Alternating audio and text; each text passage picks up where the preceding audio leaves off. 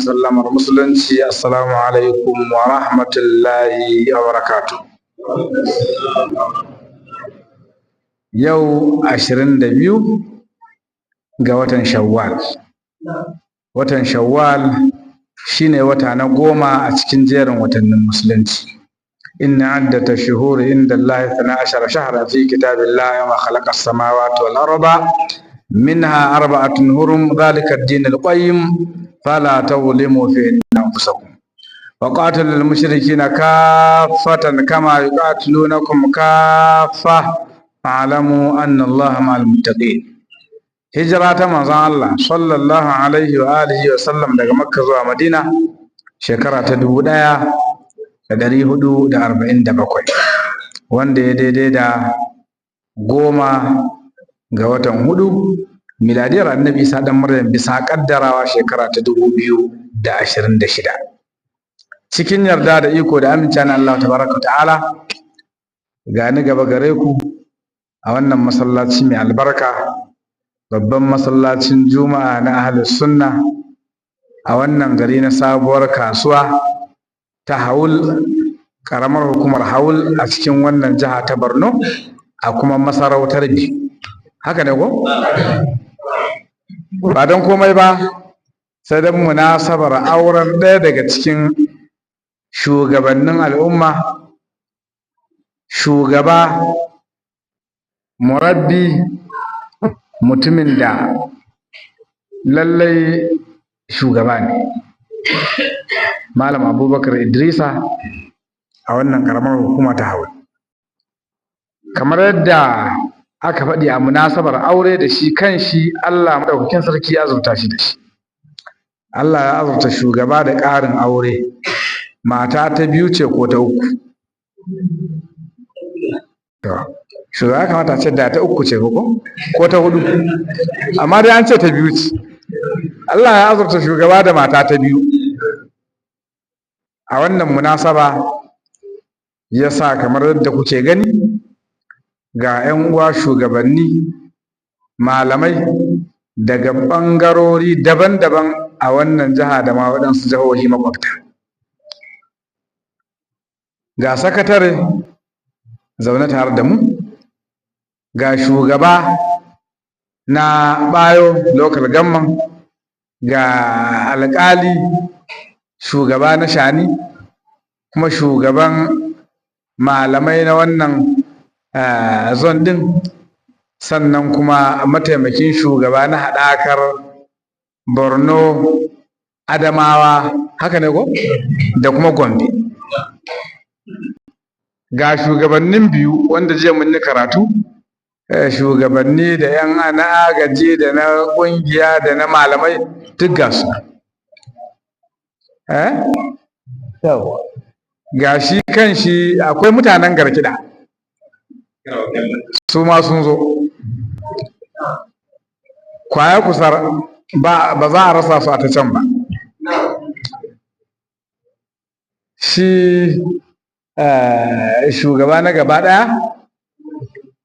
kowa dai gashi nan, shi yasa aka yi wa taken karatun bikin farar kaza ba sai an ba balbela gayyata. Ai bikinsu ne ko? Na haka kawai ta kamo hanya ta zo, ita ma mai gayyata ce.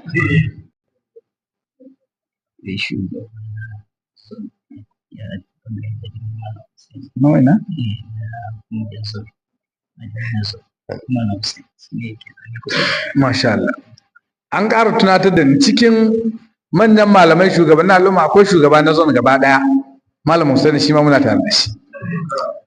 Duk waɗannan bayan Allah sun taru ne bisa munasabar auren ɗaya daga cikin shugabannin al'umma, shi shugaba na wannan ƙaramar hukuma ta Haul, Malam Abubakar Idrisa. Muna fata Allah madaukakin sarki ya sanya alkhairi da albarka a wannan aure. Allah ba su zaman lafiya da kwanciyar hankali da zuriya mai albarka. Allah ya haɗa kan iyalansa, ya sa har ƙarshen rayuwa bai ga baƙin ciki a zamantakewar aurensa. Ya ku yan uwa, aure sunna ce ta manzon Allah sallallahu alaihi wa alihi wasallam, har ma annabi yake cewa faman ragiba an sunnati fa laysa.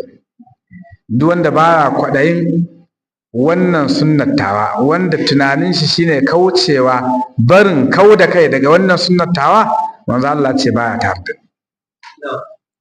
Annabi Adam alaihi salatu wassalam Allah ya halitta masa macen farko a matsayin matarsa.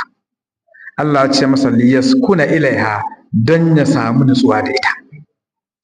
Tawa matar da taka matar da matar kowa da Allah ya halitto mana su sai ya ce litaskunu ilaiha don mu samu nutsuwa da su. Yanzu Malam Salih ya karanta mana wannan aya cewa min ayatihi ana khalaqa lakum min anfusikum azwajan litaskunu ilaiha wa ja'ala bainakum mawaddatan wa rahma inna fi dhalika laayatin liqaumin yatafakkarun. Daga cikin ayoyi alamomi naka ya samu ka tabbatar da cewa akwai Allahu tabaraka wa ta'ala wanda ya halicci sammai da ƙasai yake tafiyar da al'amuran yau da gobe. Akwai halitta muku matanku daga jikinku. Malamai suka ce abinda ake nufi anan shine halittar sayyidatuna Hawwa'u daga haƙarƙarin annabi Adam asali, sai ya zama cewa dukkanin maza kamar su ne jinsin annabi Adam, yayin da dukkanin mata suka zama jinsin Hawwa'u. Ita kuma Hawwa'u halittatta ce daga ɓangaren jikin annabi Adam. sai ya zama wa min ayati an khalaqa lakum min anfusikum azwajan litaskunu ilaiha, an halitta muku matanku daga jikinku. Mu ne daga annabi Adam, su kuma daga wacce aka halitta daga annabi Adam, ita ce Hawwa. Waja'ala bainakum mawaddata wa rahma. Ubangiji mai girma ɗaukaka ya sanya mawaddatan tsananin soyayya. Idan aka ce mawadda yayi daban da mahabba. Mahabba soyayya ce ta da gaske kana son mutum, amma ba za ka iya sadaukar da rayuwarka gare shi ba. Amma mawadda soyayya ce mai tsananin ƙarfi da take ratsa zuciya, ta sa mutum ya ji zai iya sadaukar da rayuwarsa don wanda yake so. Ita ce mawadda. Shi yasa Allah tabaraka ta'ala yake cewa ya ayyuhal ladina amanu innal ladina amanu wa amilus salihati sayaj'alu lahumur rahmanu wudda. Lalle waɗanda suka yi imani suka aikata aiki na ƙwarai, Allah madaukakin sarki zai sanya musu tsananin soyayya da ƙauna. Daga nan aka samu kalmar mawadda. To ubangiji ya sanya tsananin soyayya tsakanin maza da mata, wa rahama ya sanya tausayi tsakanin maza da mata. Zaka ga ka haifi yarinya yau, kai ka biya sadakin mahaifiyarta, ka auro ta, bayan wata ɗaya biyu Allah ya bata juna biyu, bayan wata 9 zuwa shekara 1 ta haihu. Yarinyar da aka haifa mace ce, kana tarbiyyarta, wata ce kawai ta santa, sai kai sai kannai da yayu, haka take rayuwa cikin gida. Ta kai ga makwabta sun fara saninta, mutanen anguwa sun fara saninta. Ta kai shekara 2, 4, 5, yanzu ta kai shekara 15, ta kai 17, mai yiwa ta kai 20. Tsallaka titi ta je sayo attarugu ko tattasai ko kanwa, sai wani ya ganta, sai ya nuna yana son ta, sai ya mata magana ya nemi lambar wayarta, ko ya zo gidansu ya nemi yana da buƙatar a bashi dama ya magana da ita. A sati ɗaya, sati na 2 zuwa 3 da haɗuwarta da wancan mutumin, so da ƙaunar da yake shiga tsakaninsu da ita sai ta shafe so da ƙaunar da take tsakaninta da babanta da uwarta. Haka ne? Idan tuntuni kuna cewa ki bar kaza ba ma so, ba ta bari ba, wannan gayan da ta haɗu shi sati 2, idan na ce ta bari sai ta bari. Idan kuma kuka ce a'a dole ta rabu da shi, in kuka yi rashin sa'a duka ku rabu da ita. In ba shi ba sai ina, sai rijiya. Wannan yake nuna me? Akwai tsananin so da ƙauna tsakanin maza da mata. Sannan wannan yar idan Allah ya kaddara ta zama matarsa, shi ba ɗan Haul bane, shi ba ɗan Biyu bane, a Gombe yake ko a Bauchi yake ko a Kano yake ko a Abuja ko Lagos ko ma ƙasar waje, ta bar mahaifi, ta bar mahaifiya, ta bar ƙanne, ta bar yayu, ta bar 'yan anguwa, ta bar 'yan gari, ta bar 'yan ƙaramar hukuma, ta bar 'yan jiha, ta bi wannan mutumin daga shi sai ita har wata ƙasa, kuma hankalinta kwance, ba ta tunanin komai, domin duk abin da take bukata na kulawa daga wannan mutumin take ganin za ta same shi. Wannan yake nuna ƙarfin soyayyar da take tsakanin maza da mata. Wata ma ba ma ɗaukar ta za a kai ta ba, an ɗaura auren a nan, kai kaɗai ka santa, ka aure ta, kana zaune a can, mota za a je kawai a sa ta fasinja, ka tare ta a tasha, kuma ta ji ta gamsu ta yi shekara guda bata zo Hawul ba, ta yi shekara guda bata zo Shani ko Biyu ba, ta yi shekara guda bata zo Ɓaya ko Kwaye Kusar ba, ta yi shekara guda bata tako jihar Barna ba, hankalinta kuma kwance. mai yiwa sai ta haihu ta zo muku da jinjiri. Wannan yake nuna mai Allah ya san tsananin soyayya tsakanin maza da mata. Waja'ala bainakum mawaddatan wa rahma. Allah ya san da tausayi. Ba za ka so ka ta kwana da yunwa ba. Ba za ka so ta yi ni da yunwa ba. Ƙoƙarinka duk yadda za a yi da rana da iska da duk wata matsala ka yadda, amma dai buƙatar ka shine kaga ta kwana a ƙoshi. Ta wayi gari ta ci saboda tausayi da Allah ya sa tsakaninka da ita. Lallai Allah ya yi gaskiya a cikin wannan akwai ayoyi ga mutanen da suke da tunani. Inna fi zalika laayatin liqaumin yatafakkaru. Masu tunani ne kawai suke gane girman alaƙar namiji da mace idan soyayya ta shiga tsakani wacce take kaiwa zuwa ga aure. Mutane uku Allah maɗaukakin sarki ya yi alƙawarin taimakonsu. Alƙawari ne na Allah, ɗayan ukun nan sai Allah taimake su. Annakihu lil afaf. Duk mutumin da ya ji yana so ya yi aure don ya kare kansa, ya kame kansa daga faɗawa saɓawa Allah, Allah ya yi alƙawarin zai taimake shi. Wannan shine na biyu a jerin hadisin. Na farko al-mujahidu fi sabilillah, wanda ya fita domin ya kai sara a kawo masa sara, litakuna kalimatullahi hiya al-ulya, dan kalmar Allah ta zama ita ce a sama. Akwai alƙawarin Allah da zai taimake shi. Jihadin musulunci. Annakihu lil afaf, wanda yake da niyya da manufar yin aure dan ya kame kansa daga alfasha, daga fadawa sabawa Allah, Allah madaukakin sarki ya alƙawarin zai taimake shi. Akwai almakati, mutumin da yake bawa ne, mai gidansa ya ce ka kawo 100,000, in ka kawo 100,000 na yanta ka. Allah ya alƙawarin taimakon wannan bawan, allazi yuridu al-ada, wannan bawan da yake son ya cika alƙawarin da suka yi da mai gidansa na ya kawo kuɗi adadi kaza ya zama yantaccen bawa. Allah ya yi alƙawarin zai taimaki wannan bawan don ya samu wannan kuɗin ya zo ya biya ya zama cikakken ɗa. Waɗannan mutane uku Allah ya yi alƙawarin taimakonsu. Wannan shimfiɗa ce ga karatun da muke so mu ja hankalin junanmu a kai. Inna lakum nisa'ikum haqqan wa li nisa'ikum alaykum haqqan. Kuna da haƙƙi akan matanku, matanku suna da haƙƙi akan ku. Tun matar da ka aura, al'umma suka yi shaida cewa yau waliyin wance ya ba da auren wance ga wane a bashi, ko ya bashi a hannunsa bisa sadaki adadi kaza da shaidun al'umma, daga lokacin ta zama matarka. To daga wannan lokacin akwai haƙƙoƙi guda 4 nata da suka zama dole wajibi ka cika su. Ya kai shugaba, matarka da ka aura yau matuƙar ta tare a gidanka, dan akwai saɓani tsakanin malamai wani lokaci ne haƙƙoƙin mace suke farawa akan mijinta, ko haƙƙoƙin miji suke farawa akan matansa. Daga zaran an ɗaura aure ne ko sai in ta tare? Tun ba mu shiga cikin karatun ba, haƙƙi na auratayya yana farawa ne bisa wajabci bayan mace ta tare gidan mijinta, ko inda mijinta ya samar mata domin zama a ƙarƙashin custody dinsa. Da yanzu misali za a zo a taro a ɗaura auren wata, amma da aka gama ɗaura aure sai ta koma gidan mahaifinta, nan take zama. Kai kana biyu, bata tare ba kenan a wajenka. Ba dole ta tambaye ka zuwa unguwa ba, wanda za ta tambaya zuwa unguwa babanta.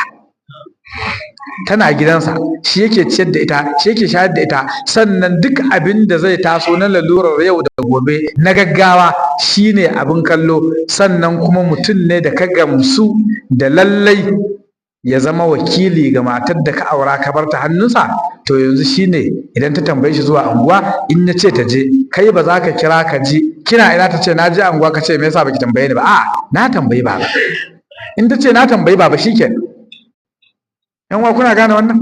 Kamar yadda a gidan take ci, a gidan take sha.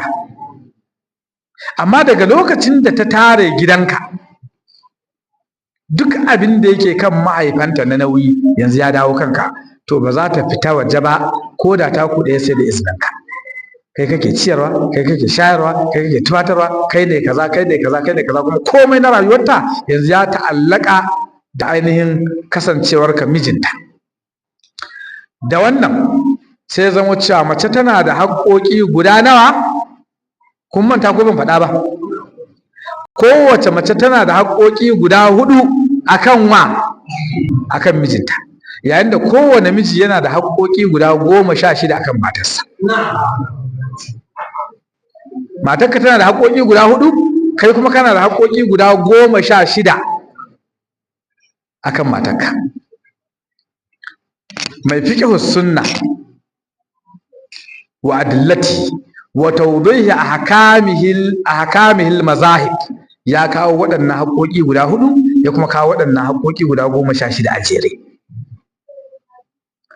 Tunda maza ne a gabana, yanzu haƙoƙin matanku akan ku, wanda abinda aka saba shine akan gaya mata haƙoƙin mazansu a kansu. To yana da kyau kuma ku san haƙoƙin matanku akan ku. Haƙƙi na farko na matarka a kanka, husnul ashra, kyautata mu'amalar zamantakewar aure.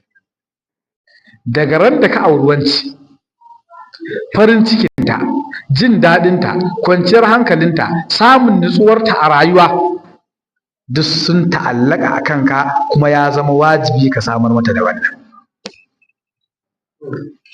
Mace idan ta yi rashin sa'ar aure, bata auri nagartaccen namiji da ya san haƙƙinta a kansa ba, ta shiga kurkukun rayuwa, kuma in ba a yi sa'a ba za ta mutu da bakin ciki, za ta ƙare a kunci, don ita ba ta da igiyar aure a hannunta, balle ta sake ta sake aure wani. Kai din nan dai kai ne, in ta yi farin ciki kai ne, in ta yi bakin ciki kai ne, in rayuwa ta yi daɗi kai ne, in rayuwa ba ta yi daɗi ba kai ne. Don haka haƙƙinta ne ka tabbatar ka samar mata da nutsuwa, ka samar mata da kwanciyar hankali, ka samar mata da environment wanda ta rasa shi a gidan iyayenta. Yanzu kai uba ne, kai miji ne, kai yaya ne, kai ƙani ne, kai abokin wasa ne, kai koma menene kai ne. Yadda ake son matarka ta gaya maka magana mai daɗi, an gane? Ta gaya maka magana mai daɗi cikin mutuntawa da girmamawa, kai ma ana so ka gaya matarka magana mai daɗi cikin mutuntawa, cikin girmamawa. Ai ita yanzu wani ɓari ne naka, shi yasa a musulunci idan mutum ne aure ya samu rabin addini, saura rabi. Ka samu 50% na addininka, yanzu nemo rabi. Idan 50 da 50 suka haɗu, an samu me? To yanzu kenan matarka 50 ce, kai ma 50 ne, kenan haɗuwarku shine zai samar da me? Kyakkyawan tsarin zamantakewar jin daɗi. Amma ba ana nufin ba shugaba a tsakaninku ba, a'a akwai shugaba. Waye shugaba? Kai mijin, kai ne shugaba, kai ne kake rike da ragamar aure. Allah ce wala tansawul fadla bainakum, kada ku manta fifikon da Allah madaukin sarki ya yi a tsakaninku. الرجال قوامون على النساء بما فضل الله بعضهم على بعض وبما أنفقوا من أموالهم فالصالحات قانتات حافظات للغيب بما حفظ الله واللاتي تخافون نشوزهن فإذوهن وهجروهن في المضاجع واضربوهن فإن أطعنكم فلا تبغوا عليهن سبيلا إن الله كان عليا كبيرا وإن خفتم شقاق بينهما فبعثوا حكما من أهله وحكما من أهلها إن يريدا إصلاحا يوفق الله بينهما إن الله كان عليما خبيرا. me ake nufi? Ana so a nuna kai ne babba, kai kake sama, kai kake da iko, igiyar aure tana hannunka, uqdatun nikah, igiyar auren tana hannunka, ragamar tafiyar da auren tana hannunka. kuskure na subutar baki daga bakinka ka ce na saka ta saku duk duniya ba mai iya dawo da ita. In ka sake ka ce na mayar matukar bata gama idda ta ɗan tsari ɗayan ukun nan ba, in ka ce ka mayar ta maidu duk duniya ba wanda ya ce bata maidu ba. wala ta'dhuluhunna an yankihna azwajahunna idza taradaw bainakum bil ma'ruf. Duk wannan yana nuna miji dai shine sama, miji dai shine babba, shi ake karɓar umarni a wajensa saboda ciyarwa da shayarwa daga dukiyarsa ake yi. Kuma ubangiji ya ce ya fifita sashin maza akan sashin mata. To idan ka auro ta, kwantar mata da hankali, samar mata da nutsuwa, gaya mata magana mai daɗi, yi abinda za ta ji lallai tana cikin aminci, tana amintaccen hannu. In ta yi kuskure, gyara mata ta hanyar da ta dace, cikin mutuntawa da girmamawa. Daraja iyayenta, nuna mata ita ƙawace, jawo ta jikinka. Mace duk ga iyayenmu nan, ga yayinmu nan, ga ku abokai da ƙannai da ita mace a tsarin rayuwarta yadda Allah ya yi ta da laushin jiki, ya yi ta da tauyayyen tunani da rashin zuzzurfan hangen nesa, to haka ɗabi'ar rayuwarta ma kan komai take. Komai nata ƙasa-ƙasa yake, ba irin naka ba. Kenan tana da buƙatar kulawa. Mace tana da buƙatar kulawan wanda yake aurenta. Tana da rauni fiye da duk yadda kake tunani. To don haka samar mata da kulawa, kwantar mata da hankali, gyara mata kurakuranta inda kaga ta yi ba daidai ba a yadda ya dace. Nakan ba da wani misali. Ba ka son abinci da barkono ko ka ce yaji da attarugu da shambo, kun san shambo ko? Kuma haka kuke kiransa? Yau da attarugu da shambo da barkonon tsidagu da su waye, in aka sa cikin abinci idan yayi yawa yakan yaji.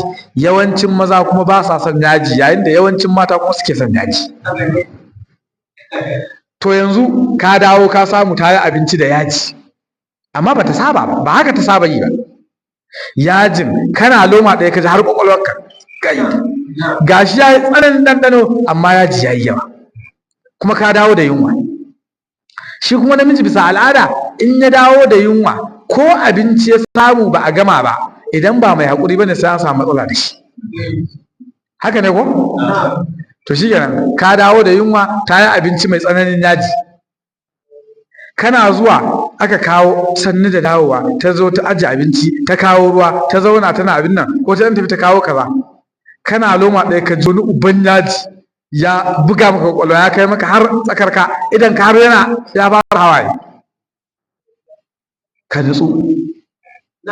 Idan ta dawo tana zuwa, ya ka gaskiya an daɗe ba abinci mai daɗi a gidan na irin yau.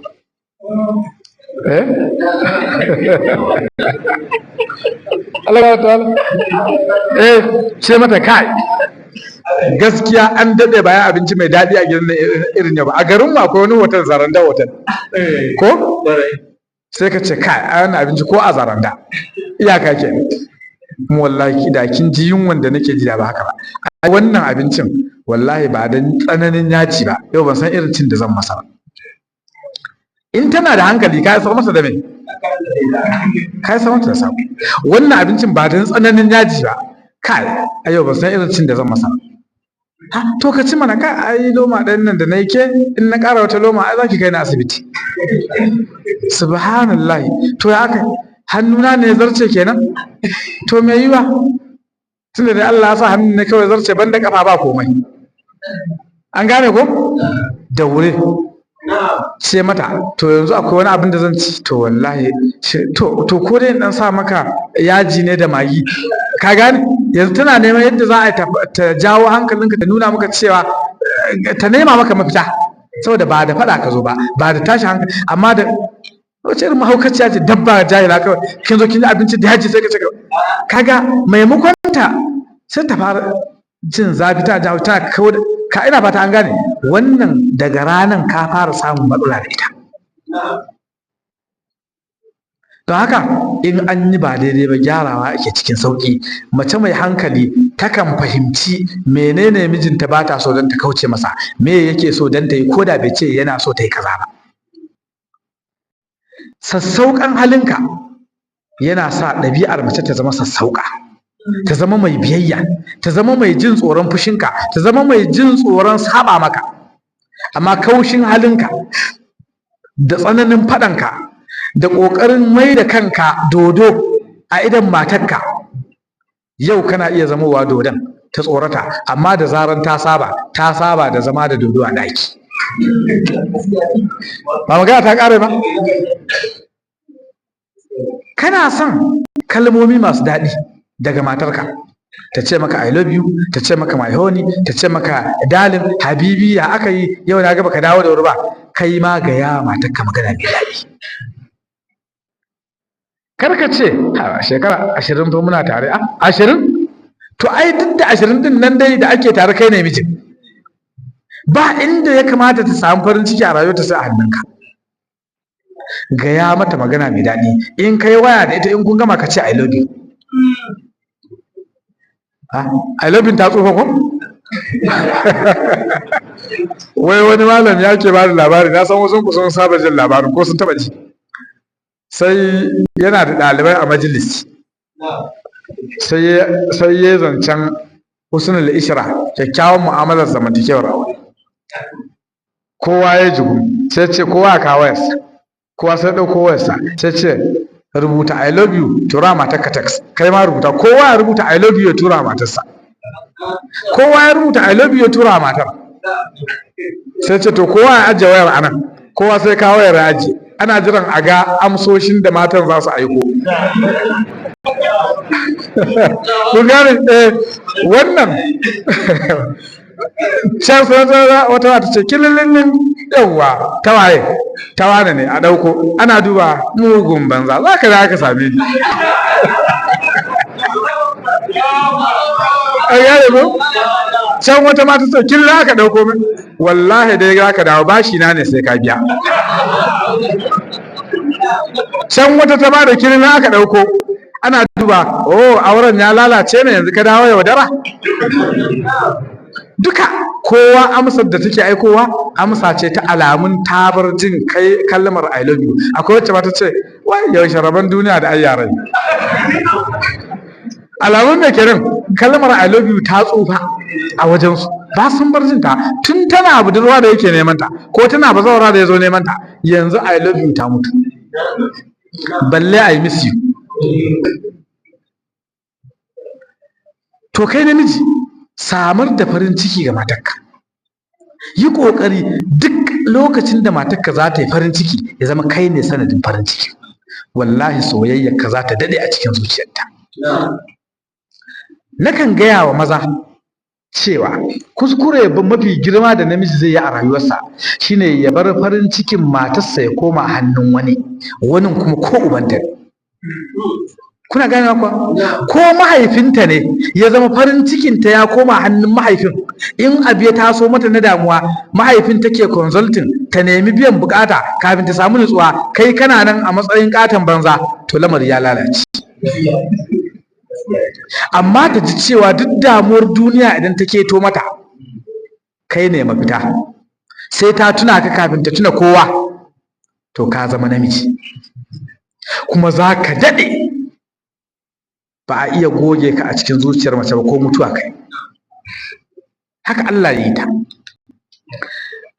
Ku ji ƴan uwana maza, mace tana da falle ɗaya ne na takarda a cikin zuciyarta akan soyayya.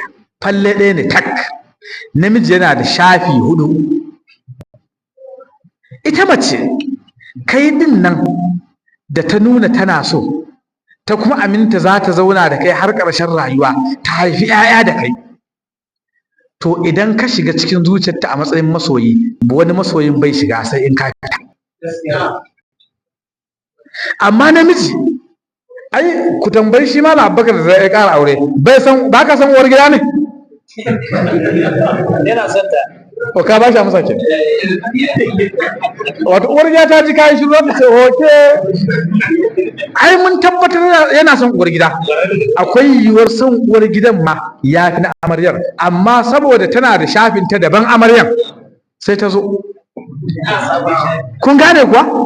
Gobe ma zai iya ganin wani sabon shafi ne, jibi ma zai iya ganin wani sabon shafi ne. Shi yasa muke gaya mata ƙarin aure ga namiji ba rashin son matar gida bane, a kowace shafin ta daban, kuma soyayyar wata ba ta rage ta wata, sai dai mu'amalar da take tsakaninka da watan ya rage santa a zuciyarka. Kowace da halinta take zama gidan miji. Amma mace wallahi summa tallahi wa inna min ibadillahi laman aqsama al-abarahullah, duk ranar da ta cire ka a zuciya to ta sa wani, duk ranar da ta sa wani to kai ka fita. Akwai hikima da ubangiji ya sa mace ba ta auren maza biyu, dan ba za ta taba yin adalci ba.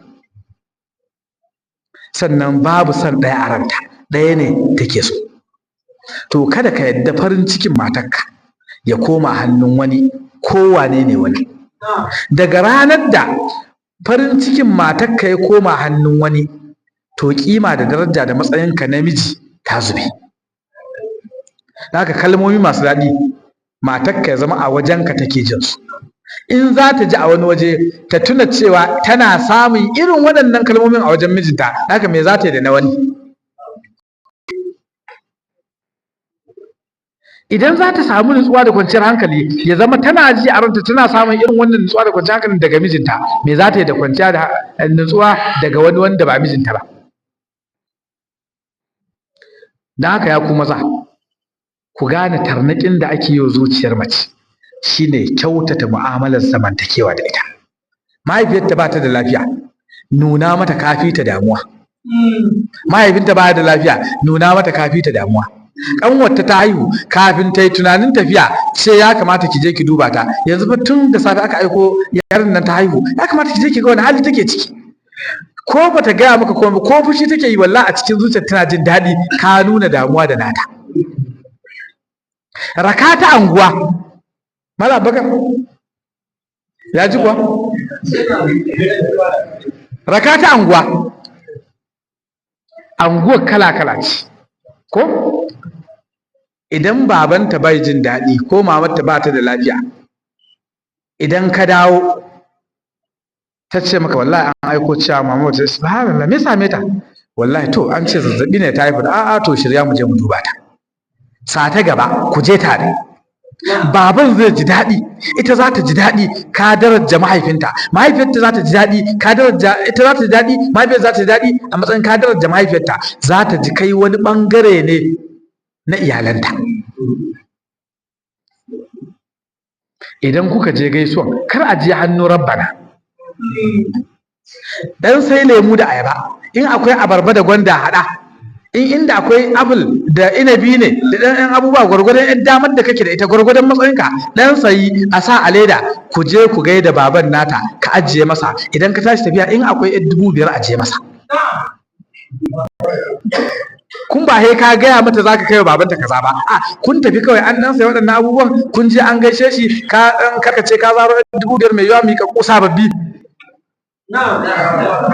Yaya baban zai ji daɗi, zai yi farin ciki, shi ma ita ma matar za ta ji daɗi, za ta yi farin ciki. Kaga an samu mai, an ƙara samun kyakkyawar mu'amalar zamantakewa ta aure. In ka dawo gida da ita a lokacin, idan kuka dawo ana ɗan hira ana taɗi, to a ranan tambayi labarin yaya daren zai kare. Kun dai gane abu, ku gane ba kenan? Allah ga wata wannan yana haddake bayani. Daren zai daɗi, da safe kuma wallahi dumaminka da gaggawa za a sauke shi akan tukunya. Ruwan wanka ba sai kayi magana, kayi abin da ya dace. Duk abin da kake bukata na ta faranta maka rai, ta nuna maka so da ƙauna, ta nuna maka lallai tana ji da kai a cikin zuciyarta, a ranar sai kaga haka. Ya ku yan uwa maza, mace ana sayanta da abin da ba ya da daraja. Naira 20 ai yanzu ba kuɗin kirki bane ko? Amma cingam in ka ba da Naira 20 za a baka ɗaya ko biyu. kar ka dawo gida daga kasuwa ko daga ofis ko daga ina hannu rabbana. In za ka dawo gida sayo da ka zo wani shagon furutun kusa da kai ciro da Allah miƙo min cingam din nan sai miƙo maka sai ka sa aljihu. Kana zuwa gida assalamu alaikum san da dawowa ni ban san zaka dawo ba wallahi na dawo ai bar kawai na gaji ka min abinci. Tana kawo abinci sai ka dan karkace ka zaro cingam din nan ai na san kina son cingam. Kai mai gida akwai ka daga gare na gode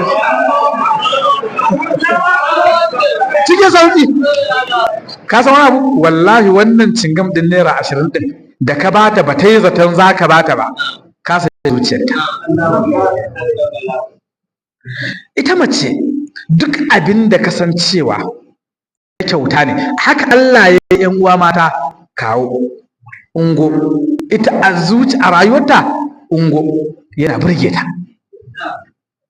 Yau ka je kasuwa Allah madaukin sarki ya sa kasuwa ta yi albarka. Idan za ka dawo nemi wanda ya iya tsire a hanya sayo ɗan tsire ka kunso, wanda ya iya balangu a hanya sayo balangu ka kunso, inda hali sayo ga sassan kasa.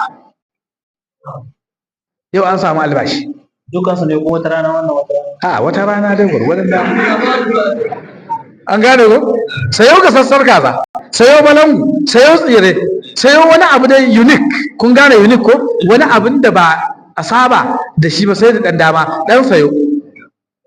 Kana ɗan nishadi kana zuwa ba faɗa ba ka abin nan ko tana ɗan fushi ya naga kamar ran caɓa ce yara ne wallahi kaza ke yara su ɓata mara kai ku kuna ɓata ran gimbiya ko da wasa kai ta ɗan ji wani sanyi sanyi sai ka ce ɗauko filet.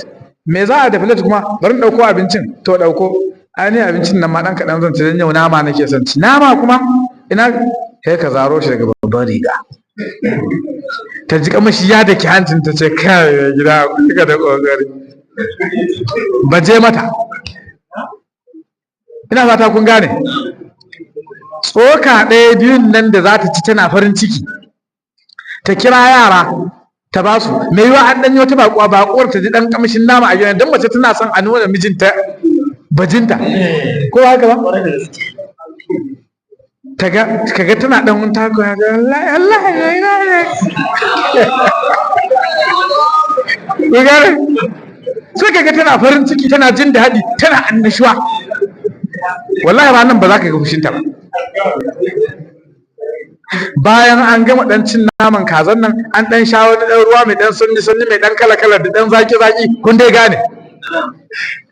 Tunda yau aka yi albashi ka dawo ciro 'yan sababbin 1,000, 2,000, 3,000, 4,000, 5 ko 10 gwargwadon damarka kawai sai ta ga kira gashi wannan fa na kwana biyu ba sa miki kati ba yau an yi albashi ki sa kati. Kai mai gida ba ni da kamar ka a tsalla a rungume ka kai yanzu rabon da a rungume ka idan ba a ɗaki cikin dare shi ma ba a yadda kake so ba an kwana da yawa. Sai in ka nuna kana da bukatar a kusance kan ake kusantar ka a hakan ma ana dan wani abin nan to baka da alheri. Wallahi ko zuwa kai ka dawo ka garan mata a ɓace kada ka tsaya bata lokaci. In kana da kuɗi shiro dan wani abu ba ta kyauta kana bata ka saukar da fushin automatically. Haka Allah ya yi su. Wannan haƙƙin mace ne akan mijinta husnul ishra, samar mata da kyakkyawar mu'amala ta zamantakewa. Idan kanwata ta haihu in kana da hali sai turmin zane ka bata ta kai. Wasu da suka taba jin ko suke sauraron karatu na taba faɗi ko a wa'azin goron sallar nan na yi wa'azin goron sallah a Darazo ta jihar Bauchi. Wani shekarar sa 12 yana da mota, shekara 12 yana da mota tashi mallakar kansa ba ta haya ba ta shiga, amma matar ba ta taba shiga motar ba. Mallam ya za a zauna lafiya? Shekara 12 yana da mota ta shiga ta hawa mallakar kansa, tsakanin matar da motar ɗauko kaya a but. Idan ya dawo ya zo da kaya a but ya buɗe but ya ce ɗauko kayan ya harba ya ciki abinsa. In ta zo ta cire abin nan mai ran ka tambaye ta kalan ɗin motar ma bata sani ba. To kuma wai kana son ka samu soyayya, ina za ka samu soyayya? Matarka daga haul ko daga sabon kasuwa ko yi mirshika ko daga azare za ta je biyu da safe kai kuma za ka je aiki biyu, daure yi haƙuri da ɓata lokacin shirin mata, jira ta kammala, sa ta gaban mota, tuƙa ku gaba tana ɗan jin ba haka suke ba a duniya. Shi yasa in kai wasa, idan budurwa ce baka riga ka aure ta ba, in kai wasa wani ya kwace maka ita a banza. Da zaran ka dan sa ta gaban mota to duk fushin ranar ka saukar da shi. Idan ka je ka kai ta gidan da za ta ci, ka ce to kin san karfe 4 muke tashi daga ofis, idan na tashi zan zo in dauke ki shirya, kin san bana son jira, a'a kada ka damu insha Allah kafin ka dana gama shirya. Ka san abin da wallahi da zaran uku ta yi ta dinga duba agogo, me gida zai zo ya ce kin san baban su Sadiq baya son bata lokaci, tana so ta nuna musu za a zo a dauke ta. Ga kannanta ga yan uwa ga can ta ji dirin mota, wai baban su Sadiq ne, na sani ai, kai ta fara yi yan uwa yanga ko ba haka ba, tana dan yanga tana dan wani abin nan, sai ta zo to shi kenan sai wani cikon anti Maryam sai na ganki. ta samu jin daɗi, ta shigo tana dan murmushi tana dan jin daɗi.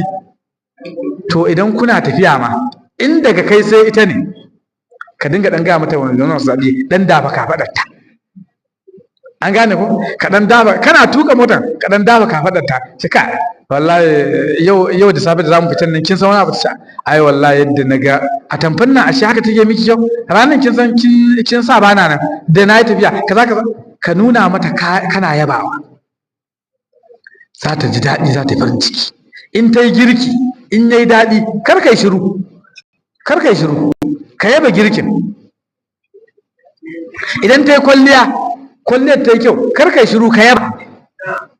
Kun gane, ta yi wani ɗaurin ɗan kwali kana da kai wannan ɗaurin ɗan kwali sarauniyar kyau, kewai dan Allah da inji kika ɗaura ɗan kwalin, ya da inji kuma ana ɗaura ɗan kwali da inji ne, baban wani kenan, ta to ai wallahi na ga ɗaurin ɗan kwali ne ya bani mamaki wallahi. Kawai idan ta yi kitso, kuna ji kuwa, in ta yi kitso kar kai shiru, da ka zo dama ta ce maka za ta je kitso, kana zuwa bayan kuna abin nan ka ce ya kin samu zuwa kitson ne, in ta ce eh na je, kar ka ce in gani, a'a tura dan kwalin da kanka. Kai samari kuna ji kuwa, ka san marasa auren nan wani ka ce tura dan kwali, in kai wasa kafin da je gida kuma ya samu wata matsala. Ko baba kada ka jira sai ta buɗe kanka gani, a kai da kanka dan jawo dan kwalin ba, kai wannan kitson matan na kamata mu ƙara mata kuɗi, na kika biya wallahi 2000, a'a wallahi tana bin mu bashi 500, gobe zan baki 500 kai mata, wannan yadda kitson ne kyau haka, ta ji daɗi ta yi farin ciki da ɗan niyan ganta. In ta yi lalle kama hannun, kai lallen nan ya yi kyau da kai za in a ƙafa ne duba ƙafa, sai ta ji daɗi sai ta yi farin ciki. Kullum wallahi komin talaucinka da rashin wadatarka za ka ga tana yin jiki tana ginuwa saboda ta samu nutsuwa da kwanciyar hankali. Idan mace tana auren mai dukiya amma ba ta da nutsuwa da kwanciyar hankali, sai ka ganta fi gagga, matar talakan da take auren wanda baya da komai akwai nutsuwa, sai ka ganta dumur ko ba haka bane? Ku kwantar da hankalin matanku, ku nuna musu so da ƙauna, ku yaba alkhairorinsu, kada ku dinga fushi da faɗa da ko da yaushe cikin hancin da kunci ga iyalanku. Duk wannan yana cikin husnul ashra, kyakkyawar mu'amala. Yan uwa kuna jina? Don wannan yana cikin me? Husnul ashra ko husnul mu'ashara, duk abu da kyakkyawar mu'amala. Matarka ya zama abin kai ne abin alfaharinta, ba ta buƙatar shawarin ƙawa, domin kai ka zama aboki kuma ta san shawarinka ya fi na ƙawarta. Idan duk duniya za su ba ta shawari kaza, ko da ya kama hankalinta, kana zuwa in dai kana da alaƙa irin wannan mai kyau da ita, wallahi yanzu za ka rushe shawarin kowa sai naka. Sannan duka a ƙarƙashin husnul ishra, ita mace bisa al'adar da Allah ya yi ta, komin son ka da take yi, komin dadewar ka da ita, tana jira ne ka ce kana da buƙatar ta kusance ka, ba kai. Ina fata kun gane, ita so take kai ka kusance ta, ba ita ta fara me. To kar ka damu, idan ka fahimci matarka mai irin wannan tsarin, kusance ta, jawo hannunta, kama ta, ɗan rungume ta, kun dai gane, yi musabaha da ita. Ba wai sai da daddare ɗaki, a idan ka dawo, musamman dai idan babu yara ana ɗan cikin wani ne ko daga kai ta ɗaki, in za ka yi magana da ta daga hannunta. To ke ba kya fahimta da ne, me ya faru kuma ba na fahimtar ka? To ani na ga Allah ni Allah ba wata matsala tsakanin ita mace akwai wacce ita so take ta ga yaya zaka lallashe ta, haka Allah ya ita so lallashi take. Kuma kada ka yawaita bacci sosai cikin dare, mata ba sa son namiji mai yawan bacci. Kun dai gane ku? Ba ku gane ba? An goya yana nan kuwa? Ina ji masa. Kai kana ji masa? Zan ba shi labari. Kuna ji kuwa? Mata ba sa son mai bacci sosai cikin dare. Tana da buƙatar cikin daren nan kaɗan sama mata lokaci, gwargwadon yanayi. Kuma ana buƙatar frequently, ba idan ka zo yau kuma sai bayan sati ka sake zuwa. A idan da dama, in ita ɗaya ce, kullum ma ka matsayi ta. Ita abin da take so kenan, kuma yana ƙara danƙon so da ƙauna. Tun da 'yan uwana maza ne, duk da dai akwai media, bari ga muku na me yasa shari'a ta haramta zina kafin aure? Kuna ji kuwa? Me yasa shari'a ta haramta zina kafin aure? Saboda ita mace Allah ya yi ta da wani yanayi, duk namijin da ya fara mu'amalar saduwa da ita ba ta mantawa da shi a rayuwarta. Shi yasa idan ka auri macen da ta taɓa yin zina, wallahi ka sani ko baka sani ba, wannan wanda ya fara zinan da ita yana nan a ranta. Sai in Allah ya taimake ka, kai namijin ne da gaske, sai ka goge mata haddan wancan. Kuma gane kuwa? Amma in aka yi rashin sa'a, wannan da ya fara sanin ta mace ta ji namiji ne ta a tare da ita a wannan lokacin, kai kuma aka yi rashin sa'a dan 2 minutes ne, kun dai gane. To wallahi ko kana tare da ita amma tana tuna wancan, hasali ba za ta samu yadda take bukata ba sai tunanin wancan ya zo mata, sai wancan moment din ya zo mata. Don haka ku yi ƙoƙari ku auri mata na ƙwarai, tsayayyun mata. Ga wanda ya auri bazawara, shi ya fi wannan risk din. Ban ce kana auri zawara ba fa, amma dai dama dai budurwa ce. Tula'ibuha wa tula'ibu, haka annabi ya faɗa. Ja'far bin Abdullah ya yi aure, zai ce manzo Allah na yi aure. Annabi ya ce a thayyiba aw bikra, budurwa ce ko bazawara? Ya ce bazawara ce. Sani ya ce kai ai dama dai budurwa ce. Kun gane? To ita budurwa yadda ka ɗora ta yadda ɗauka duk maza haka suke, amma bazawara tana da nagartaccen namiji, tsayayyen namiji, wanda yake sai inda ta nuna ta gajiya yake yin birki, kai kuma ka zo kana kokarin abin nan cire wando ta ka ga da matsala ko? To a takaice dai ku ba matan ku lokaci. In ka ji mace tana son namiji mai ba ta kula, to ba fa tana nufin wai kula na ya kike, a kun dai gane koyon ko? Abubuwan su magana ce, abin yana da faɗi, wani abin rurrufe shi ake yi, an gane. Amma dai ka ba ta kula sosai, ka nuna mata ita macence kuma ta san kai namiji. Tunda mun ci abubuwa 4 ne, kuma lokacin ɗaya ma ba zai sa mu kammala ba, bari mu gaggawa mu je na 2. An nafaqa gobe ba dan karatun mata da aka abin nan ba ina da mitin a Kaduna dole gobe muna gama karatun mata zan kama hannun Kaduna daga nan ba ma san abocin kaga in kace sai gari ya waye to fa Allah ya sa ba ni zan tuka mota ba kuna ji yan uwa akwai annafaqa da zaran namiji ya auri mace ciyarwar macen ba ganin dama bane ba zabi bane wajibi ne namiji ya dauki da wanne iyalinsa ta bangaren ciyarwa ta bangaren ne ciyarwa ya zama cewa in matarka ta karya kai ne in ta ci da rana kai ne idan ta ci da daddare kai ne idan matarka ita ce dangote in ita ce shugaban kasa in ita ce gwamnan jihar Borno in ita ce ciyaman din karamar hukumar Haul ko Shani ko Bayo ko Kwayar Kusar ko Biyu ko in ita ce ko meye idan mai dukiyar da yake garin nan idan matarka ita ce ita in dai kai kake aurenta to haƙƙin ciyar da ita da shayar da ita naka idan ta yi cefane da kudinta kyautatawa ta yi amma shari'a ba ta ɗora mata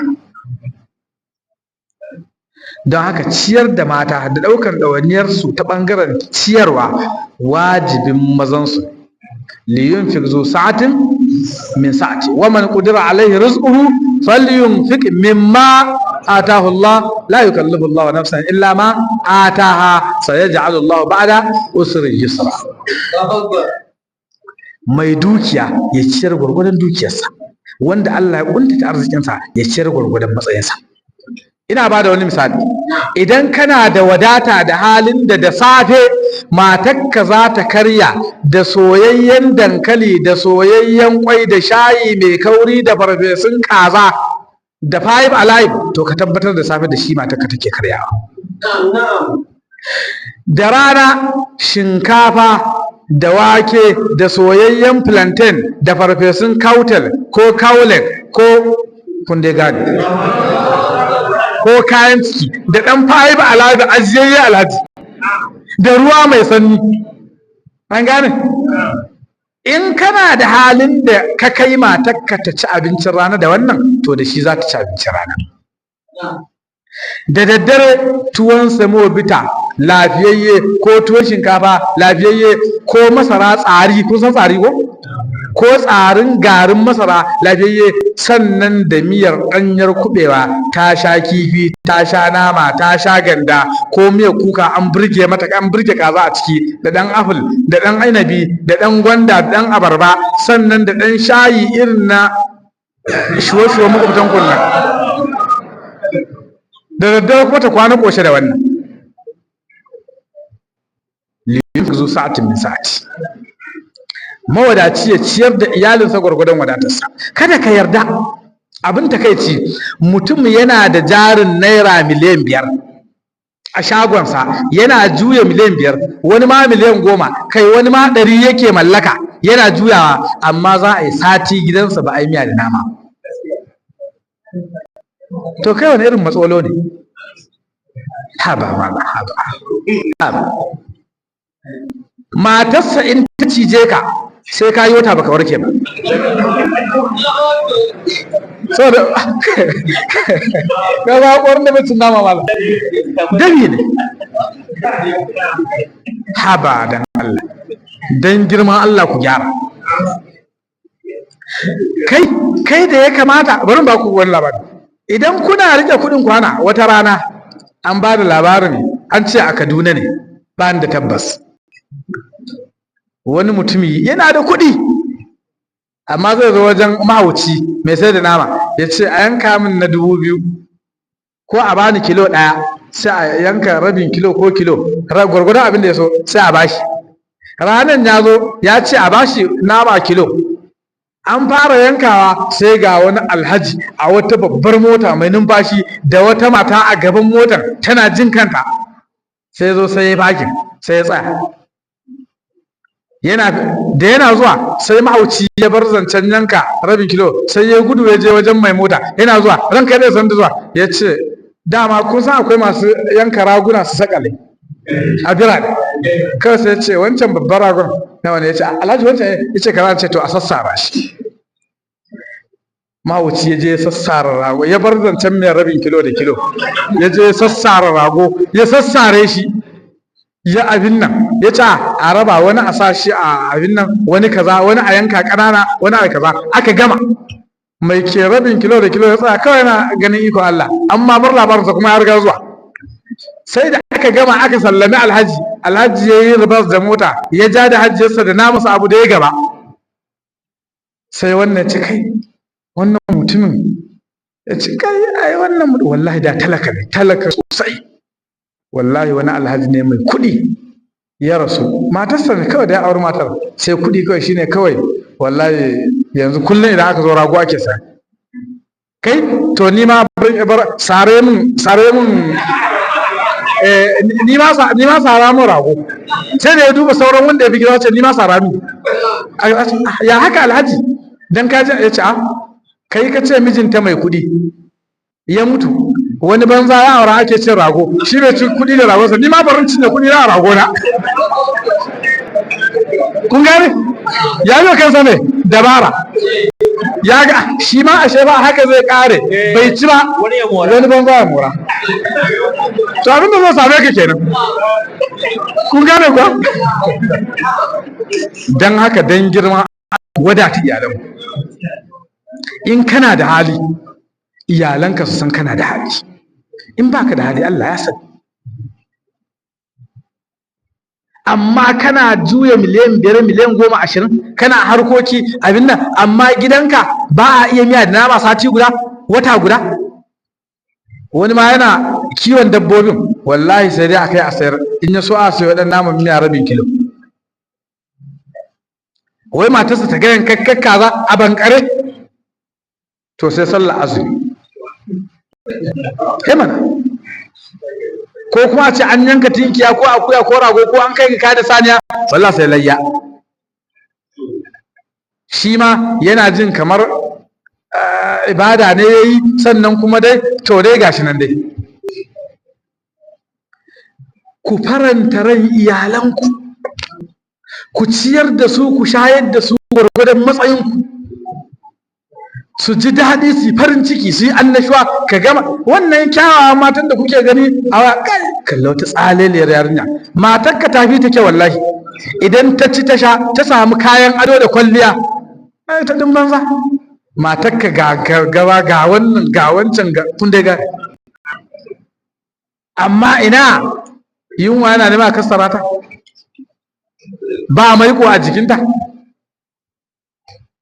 Liyunfik zu sa'atin min sa'ati wa man qudira alaihi rizquhu, duk wanda kuma arzikin sa ya kuntata, ba mawadaci bane, ba mai hali bane, falyunfik mimma atahu Allah, shi kan ya ciyar daga gwargwadon abin da Allah ba shi.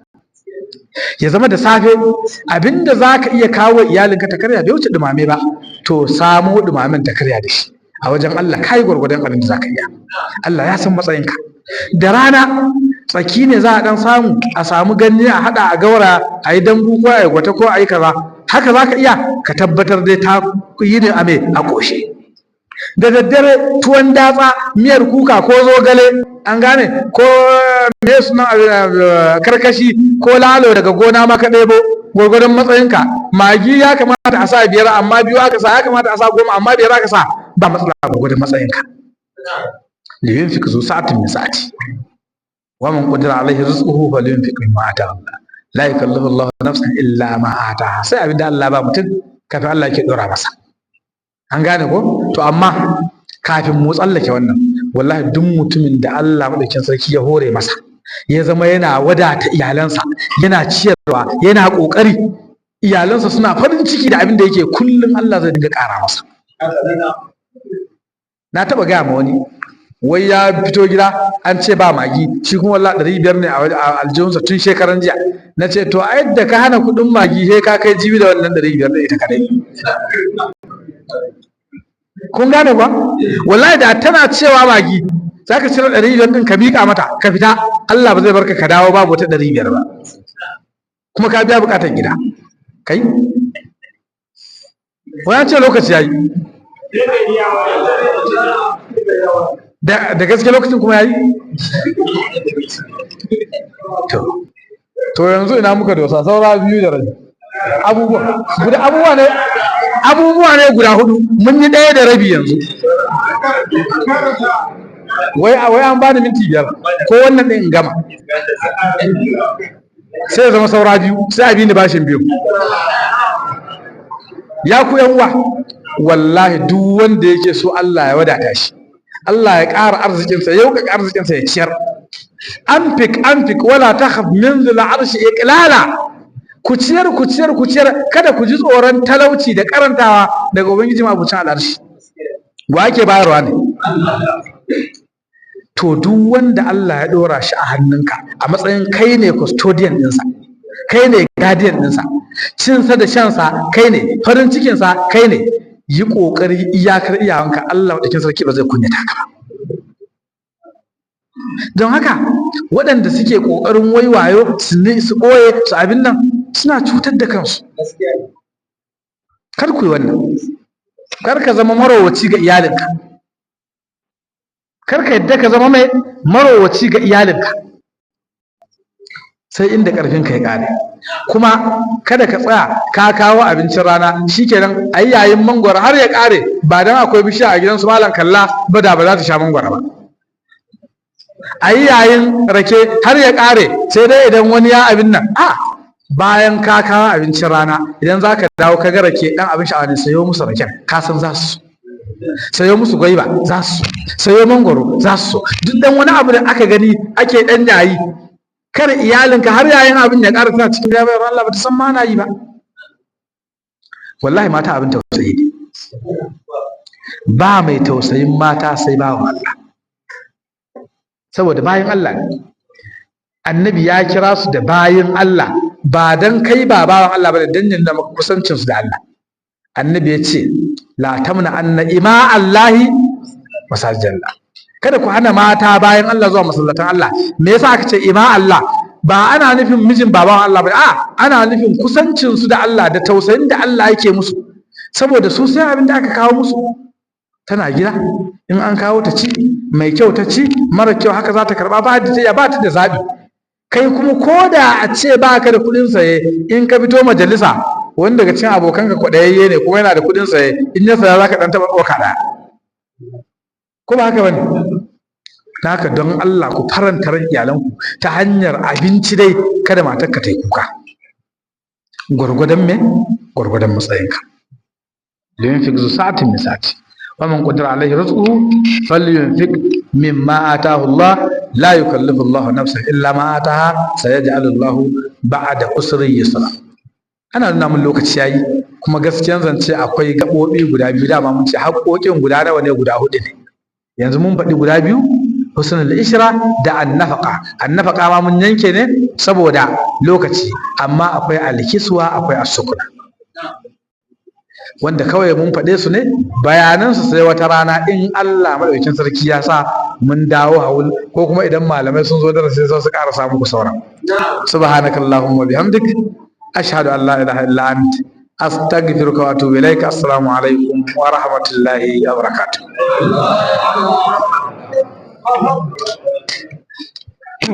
wa alaikum assalam wa rahmatullahi wa barakatuh ya sheikh alhamdulillah